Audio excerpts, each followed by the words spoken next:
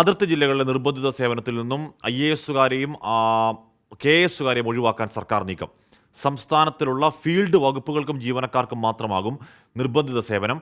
കൂടുതൽ ആർജിത അവധി ഉൾപ്പെടെയുള്ള ആനുകൂല്യങ്ങൾ നൽകാനും സർക്കാർ ധാരണയിലെത്തി. കാസർഗോഡ്, ഇടുക്കി, വയനാട് എന്നീ അതിർത്തി ജില്ലകളിൽ നിയമനം ലഭിക്കുന്ന സർക്കാർ ജീവനക്കാർ സ്ഥലം മാറ്റം വാങ്ങിപ്പോകുന്ന സാഹചര്യത്തിലാണ് നിർബന്ധിത സേവനത്തിനുള്ള സർക്കാർ തീരുമാനം. ജീവനക്കാരില്ലാത്തതിനാൽ പല സർക്കാർ പദ്ധതികളും താളം തെറ്റുന്നു.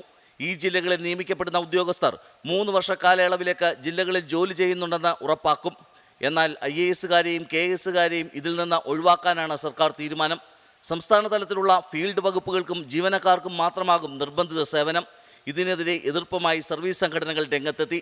അതിർത്തി ജില്ലകളിലേക്കുള്ള സ്ഥലം മാറ്റം പ്രോത്സാഹിപ്പിക്കാൻ ആർജിത അവധികൾ കൂട്ടാനും സർക്കാർ തീരുമാനിച്ചു.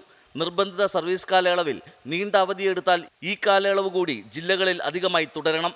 ഇങ്ങനെ തുടരുന്നവർക്ക് പൊതുസ്ഥലം മാറ്റത്തിന്റെ ഭാഗമായല്ലാതെ പ്രത്യേകം സ്ഥലം മാറ്റം നൽകും. നിർബന്ധിത സേവനത്തിലുള്ളവർക്ക് ആവശ്യപ്പെടുന്ന ജില്ലകളിലേക്ക് പ്രഥമ പരിഗണന നൽകാനും തീരുമാനിച്ചു. ഇതുമായി ബന്ധപ്പെട്ട സർവീസ് സംഘടനകളുമായി ചീഫ് സെക്രട്ടറി ഈ മാസം 9 ചർച്ച നടത്തും. 24 തിരുവനന്തപുരം.